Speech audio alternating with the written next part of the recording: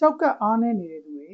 ကြောက်ကပ်ပြတ်နေတဲ့သူတွေတနေ့ကိုရေပမာဏဘယ်လောက်တောက်တင်ပါလဲ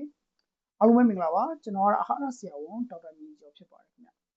ဒီဗီဒီယိုလေးမှာကျတော့ကျွန်တော်ကြောက်ကပ်အားနည်းနေတဲ့သူတွေ CKD stage 4 stage 5ပေါ့နော်ကြောက်ကပ်အားနည်းနေတဲ့ကြောက်ကပ်ပြတ်နေတဲ့သူတွေရေတနေ့ဘယ်လောက်တောက်သုံးသင့်လို့ရလဲဆိုတာကိုကျွန်တော်ပြောပြပေးချင်ပါတယ်ပထမဆုံးကျွန်တော်ကြံပေးချင်တာကတော့ကိုပြနေတဲ့သက်ဆိုင်ရာအာဟာရဆရာဝန်တွေသက်ဆိုင်ရာ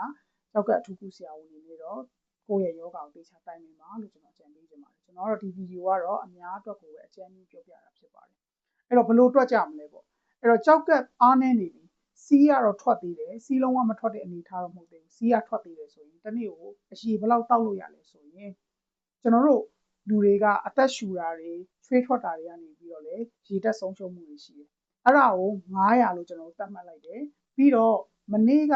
ထွက်တဲ့စီးပမာဏနဲ့ပြန်ပေါင်းလိုက်တယ်ထားပါတော့ကျွန်တော်မနေ့ကတော့စီးက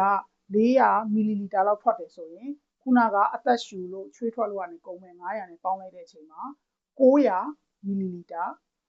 အရေတောက်ခွင့်ရှိတယ်ပေါ့အကယ်စီးလုံးဝမထွက်ဘူးဆိုရင်တော့ဒီခုနကကျွန်တော်ပြောတဲ့ဒီအသက်ရှူလို့ထွက်တဲ့